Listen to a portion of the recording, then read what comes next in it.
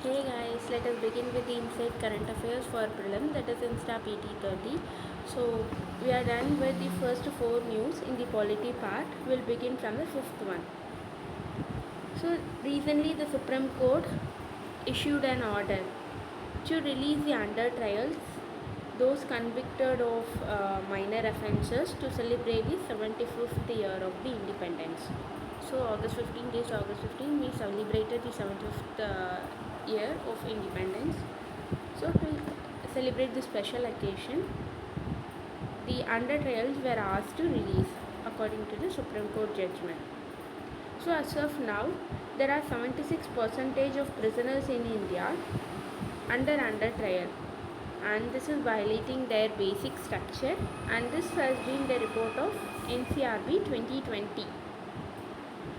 And what is the solution for this? We need to have many fast track code, open code, and e-prison projects are some of the solution to remove the case pendency. And there is also need of implementing the Malimat committee recommendation in 2013. What is that? Proof beyond reasonable doubt.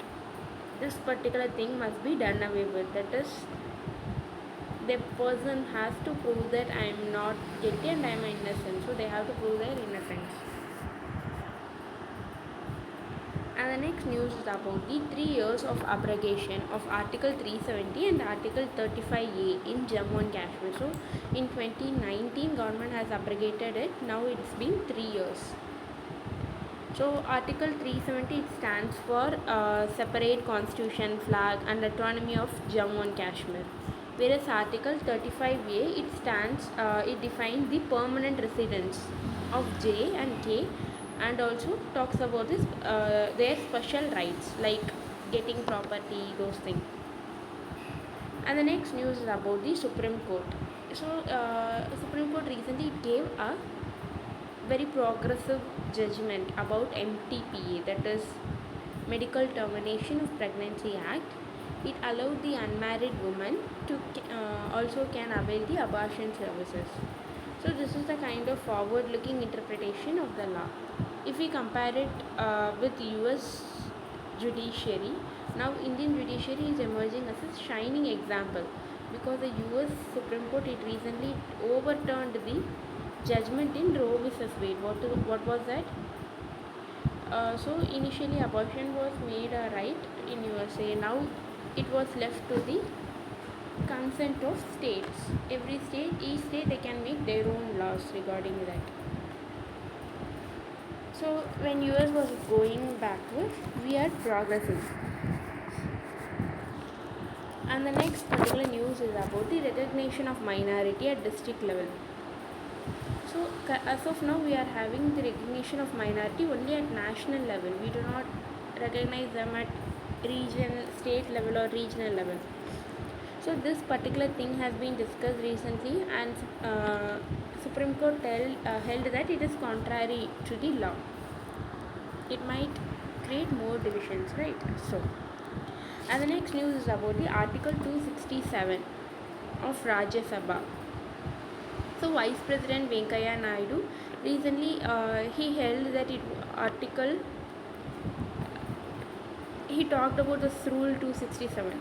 This was against indiscriminate demand from the members to invoke Rule 67.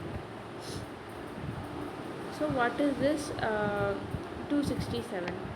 It allows for suspension of the day's business to discuss other important issues in Parliament. So many members are trying to misuse it, and Vice President has opposed it. And the next news is about the Election Commission. It's to hold virtual regional forum meeting, that is Asian Regional Forum meeting virtually. And what was the theme? It is inclusive and transparent election, I think. It is a kind of it is about inclusive polls basically. And this has been this will be a precursor to the Global Summit for Democracy, which will happen this year. Last year it was held in USA for the first time.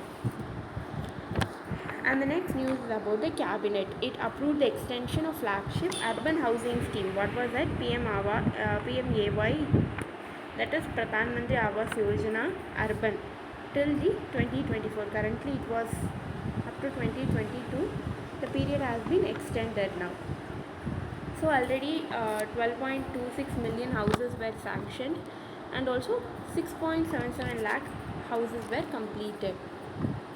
And already the government extended the PMAY Gramin scheme till March 2022. Sorry, 24. In the month of in 2021 itself it extended. And the next news is about the state level OBC group must be included in the central list. So this has been in news because many states, we have separate backward class list for states, each state, and also a central OBC list is also there. So they are asking for a unified OBC list. And what was the other news related to OBC? Recently Supreme Court, they created this Justice Rohini Commission. This is for subcategorization of OBC. Sorry, this has been created by the government, not Supreme Court. And the next news is about the Supreme Court. It is not in favor of de-recognizing the political party over freebies. So there was a contrary, many controversies were going on about freebies. So Supreme Court held that we cannot deregister a political party for giving freebie or promising such thing. So related fact is that part 4A of RPA, and in that section 29A talks about the registration of political party. There is no such provision for deregistration.